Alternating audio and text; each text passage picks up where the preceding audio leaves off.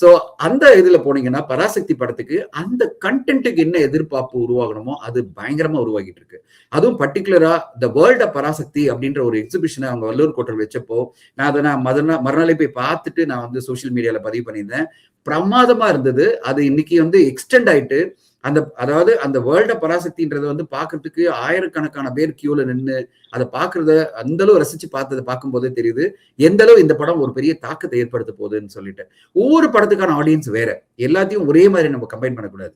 ஜனநாயகனுக்கான audience வந்து ஜனங்கள், மாபெரும் ஜனங்கள் கூட்டம் வந்து இந்த படத்துக்கு இருக்க போது. அதாவது நான் முதலே சொன்னேன், எந்த அளவு அட்வான்ஸ் புக்கிங் நார்த் அமெரிக்காலே இருக்கு அப்படின்னு நான் சொல்லிட்டேன். இப்போ பராசக்தி படத்தை பொறுத்தவரைக்கும் பாத்தீங்கன்னா அதுக்கான ஆடியன்ஸ் வேற. அந்த ஆடியன்ஸ் எல்லாம் ஒரு சென்சிபிளான ஒரு 1960களில் நடந்த ஒரு நிகழ்வை நாங்க பார்க்க போறோம். ஒரு பீரியடுக்கே வந்து சுதா கொங்கரா நம்மளை கூட்டு போறாங்க. அந்த பீரியட்ல இருந்த நிகழ்வுகளை ஆத்மார்த்தமா, உணர்வுபூர்வமா, வாழ்வியலா நாங்க பார்க்க ரெடியா இருக்கோம். அதுவும் 3 ஹீரோக்கள் நடிச்ச படம். ஒரு ஹீரோ மட்டும் இல்ல, சிவகார்த்திகேயன் அவர்கள் மட்டும் இல்ல, ரவி மோகன் நடிச்சிருக்காரு, அதர்வா நடிச்சிருக்காரு, இன்னும் நிறைய ஸ்ரீலனுடைய எல்லாரும் எதிர்பார்க்கறாங்க அவங்க டெபு எப்படி இருக்குன்னு.